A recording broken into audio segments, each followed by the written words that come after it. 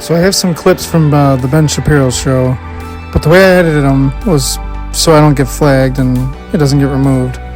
But shout out to the Shapiro show. It's from the Ben Shapiro show over on the Daily Wire. But he goes in, really starts discussing everything with this new variant. And for any of us who have been paying attention and think the way we do, we know it's all bullshit anyways. But check this out. Omicron is now the dominant variant in the United States. The hospitals are not being overwhelmed. We are not seeing mass carnage. We're not seeing mass death. We're not seeing mass death in the UK. We're not seeing mass death in South Africa.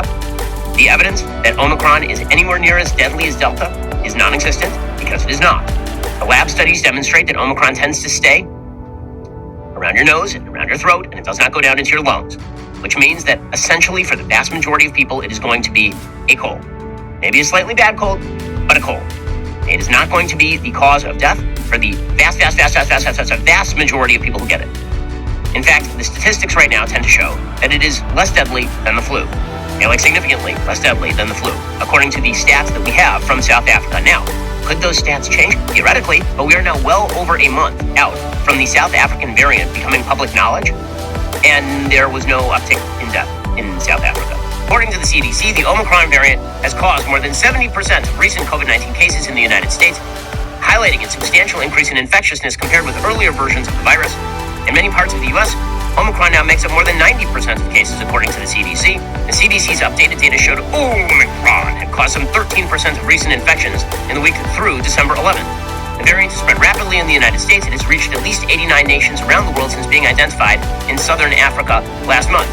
New York State, which again has a lot of vax mandates, and New York City has a vax mandate, and they have a mask mandate, and they have a massive spike. So here is the question. Why are we seeing people freak out about a disease that has an extremely low death rate, that is so transmissible you are not going to be able to stop it in any serious way without taking my aforementioned first path, hiding yourself in a closet, saran wrapping your body, and then duct taping your orifices? If you have no other options, then why are we doing this stuff?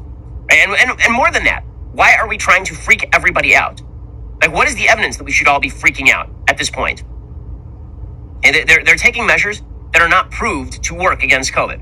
And this is the entire thing. Okay, the boosters, I know people who are triple vaxxed who have gotten Omicron at this point. Okay, the boosters may protect slightly against breakthrough infection for a certain period of time before the antibodies wane. But generally speaking, you are not going to be able to shut down the virus with the boosters. You know how you know this? Because in Israel, they boosted pretty much everybody, and they still got hit with Omicron. So what exactly are we talking about here? Really, what are we talking about here? Well, the answer is that there is a COVID cult out there. It is now a cult that believes infinity days to stop the spread.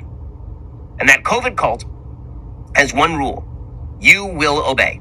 Being taken right now have no relation to the data on the table. None. Again, everybody is freaking out, and the goal is the freak out. That is the goal. And the reason the goal is the freak out is because we have had the government enervate us over the course of 2 long years at this point. Almost 2 years at this point. And the government has lied to us, and they've told us that if we only have faith in them, they will solve all of our problems. And that is an element of faith. It's an element of faith because they've demonstrated no capacity to do this. The one thing that government did well is they subsidized the big pharma industry in order to create the vaccines, and then they tranched those out. That's what they did well. All the other things they did badly. And yet we've been told that these government gods are going to fix our lives. And so you have to double down on your faith. And you know what doubling down on your faith means? It means having skin in the game. So in a religious way, so there's an author named Nassim Nicholas Taleb, and he writes a book. He has a book called Skin in the Game. His basic thesis is that the reason that religious people perform ritual is to demonstrate fealty to the group and to the religion. And so the reason that people like me wear yarmulkes is because that is an actual sacrifice, right? Identifying myself as different from others, and I wear the yarmulke because I am demonstrating skin in the game, right? That I am willing to make a sacrifice in terms of my personal life in order to demonstrate fealty to a particular group or ideology, right? That is the idea of religious practice, any religious ritual. And here's the thing, if it's something that you would do normally, that does not count as skin in the game. Right? So keeping kosher is a sign of religious fealty. me eating more vegetables is not a sign of religious fealty because that is a rational thing to do if I wish to preserve my health. So anything that could be come to through simple reasoning and rational processes, that doesn't demonstrate fealty. That's just you being a rational human being. So for example, it doesn't demonstrate fealty to the COVID lockdown authoritarian mindset to get vaccinated. It really doesn't. Right? I've been vaccinated. Ron DeSantis has been vaccinated. Donald Trump, as it turns out, has been triple vaccinated. That's not good enough. You have to demonstrate fealty to the idea. This is why the dictionary, Webster's dictionary, literally changed the definition of anti-vax from does not like vaccines to opposes vaccine mandates, which is a very different thing. I love the vaccines. I'm very much opposed to vaccine mandates. Okay, but one of those things demonstrates fealty to the cause and one of those things doesn't. Getting the vax does not demonstrate fealty to the cause because that's, in many cases, a reasonable thing to do. Supporting a bunch of nonsense demonstrates fealty to the cause. So when you wonder, I think those of us on the right, maybe a lot of us in the center, have been wondering, I don't understand. You guys are pursuing policies right now that are completely disconnected from the available data on the ground. In fact, we know they're not going to work. Now we think they're not going to work. We know they're not going to work because they've not worked anywhere. Their mask mandates have not worked anywhere in terms of suppressing the virus. They're certainly not going to work against Omicron. Your attempts to force 5-year-olds to vaccinate in order to stop the spread, it's not going to work.